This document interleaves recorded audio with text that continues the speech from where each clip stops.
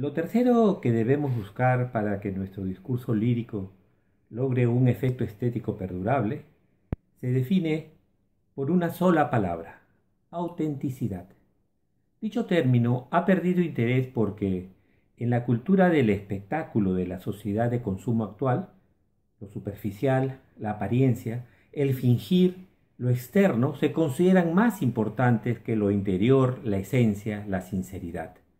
La revolución científica que estamos viviendo ha puesto al alcance de todos un conjunto de aparatos tecnológicos casi mágicos que han generado el retorno a una oralidad, pero no la tradicional del pasado, de la voz y la conversación colectiva, sino la sostenida en los medios cibernéticos, los ordenadores, los celulares inteligentes, las redes sociales virtuales, etc.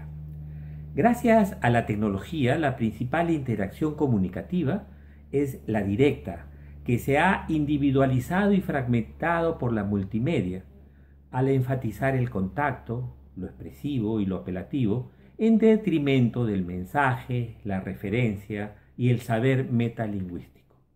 Los jóvenes de hoy han asumido como natural una retórica de la imagen, de lo simultáneo, en detrimento de lo crítico y reflexivo.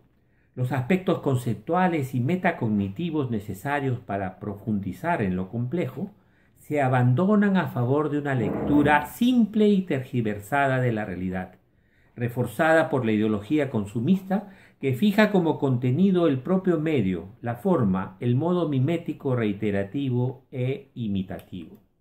Las computadoras, el Internet y los celulares ponen los recursos verbales, el léxico y los modelos poéticos más diversos al alcance de millones.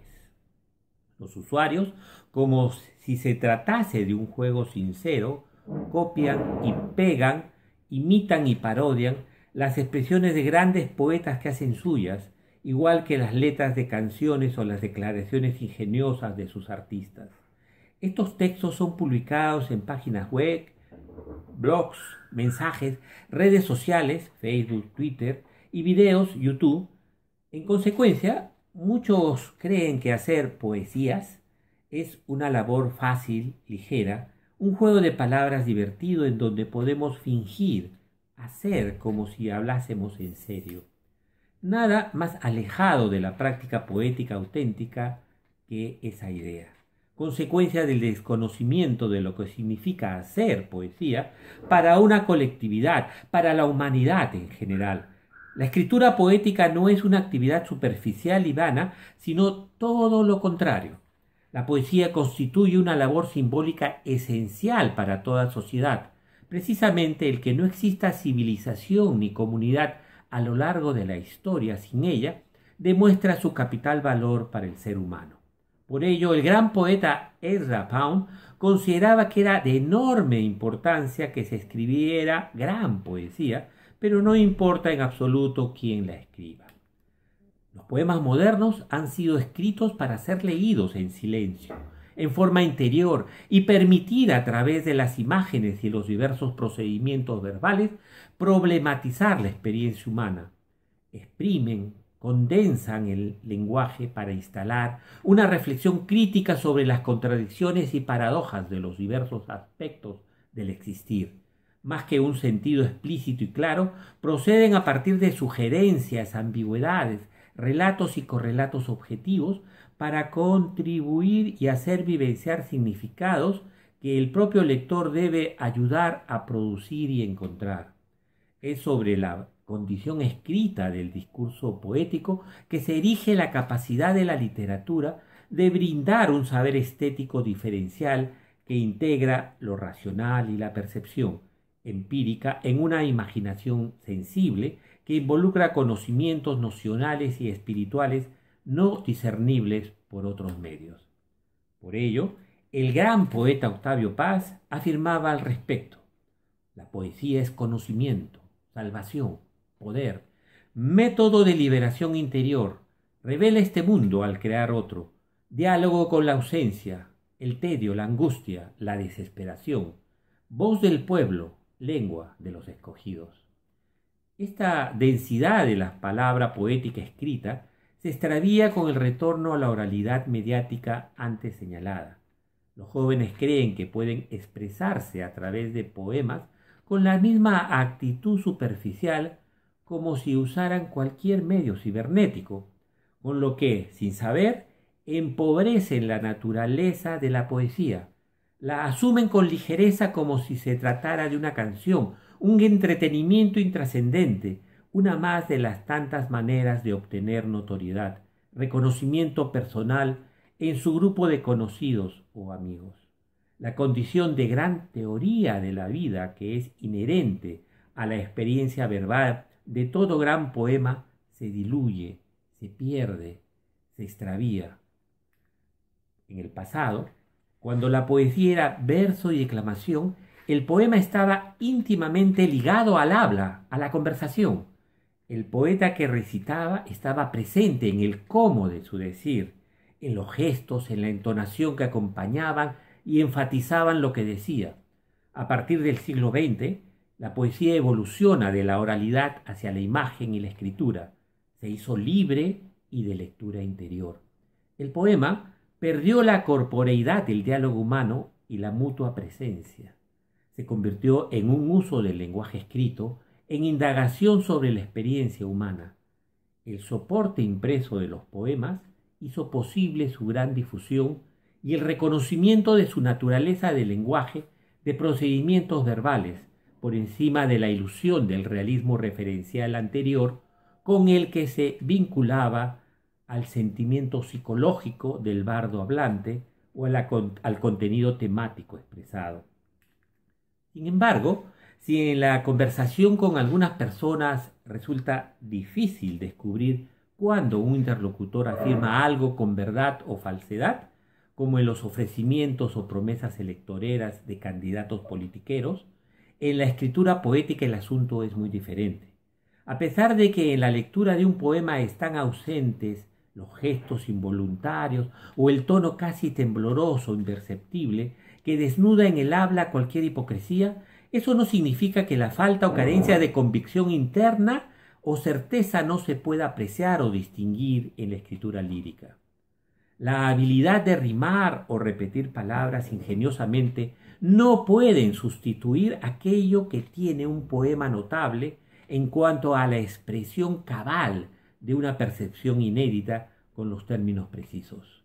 El lector sabe encontrar en lo escrito por el poeta de talento la música exacta que ilumina con significación aspectos nuevos de la vida, frases que se pegan en el alma y nos ayudan a vivir, a enfrentar lo aciago de la existencia. Johannes Pfeiffer lo señala así: no hay manera de engañar al lenguaje. Este posee en sí una fuerza sentenciadora. Lo inauténtico de mi manera de vivir las cosas y de mi actitud puede encontrarse en lo más profundo de mí mismo.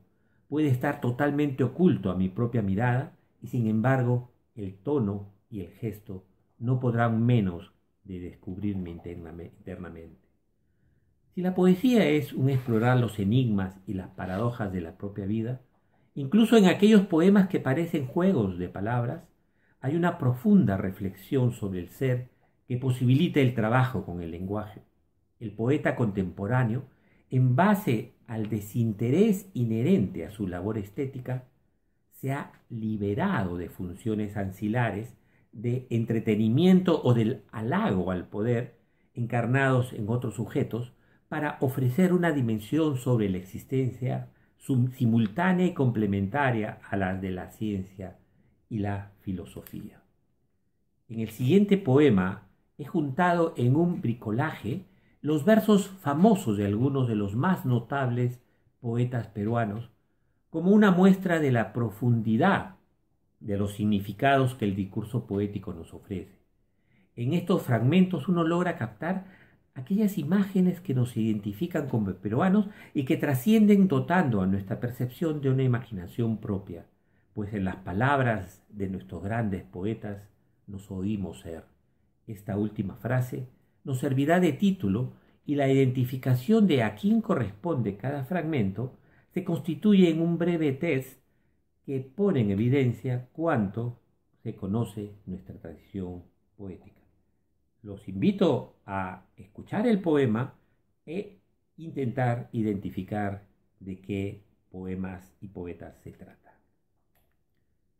En las palabras de nuestros poetas nos oímos ser cantores de América autóctonos y salvajes, recordando a los caballos que eran fuertes, ágiles, con ancas relucientes y cascos musicales.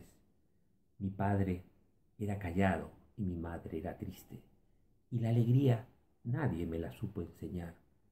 Peruanos en el Perú, perdonando la tristeza, rodeando al cadáver con un ruego de millones, quédate, hermano, y dándole un abrazo emocionado. Digo, es un decir, poesía se está callada, escuchando su propia voz. Tú hiciste de nuevo mi alma, desde el tiempo en que luchaste con el acerado y sangriento español. He dejado descansar tristemente mi cabeza, pastorala más hermosa que la luz de la nieve, bailando en los arcoíris. Abrieras, joven, criptas de estío soledoso, alas de panteón aquí posadas, ojos de buitre, ojos que devoran pan nuestros ojos. Y de pronto la vida en mi plato de pobre. Querrán matarla y no podrán matarla. Señor rentista, señor funcionario, señor terrateniente, yo, mamá, mis dos hermanos y muchos peruanitos, abrimos un hueco hondo, hondo, donde nos guarecemos. Mientras alguien padezca, la rosa no podrá ser bella. Yo soy el granizo que entra aullando por tu pecho desquiciado. Tenía un gran taller, era parte del orbe. Mi país no es Grecia, y ya no sé si deba admirar un pasado, glorioso que tampoco es pasado, o la llamada del padre, alta, como un penacho de plumas.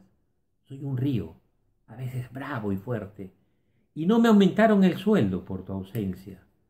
Por estas calles camino yo, y todos los que humanamente caminan. Más rápido, me dijo el sol, y así aprendí, en un ardiente y perverso reino, a cumplir con la vida. Yo soy el guardián de hielo. Cazadores de espejismos, sepan que canto, bestias. Espero que esta conversación les haya sido útil y como siempre les dejo el poema y la solución del acertijo de los nombres de los poetas citados.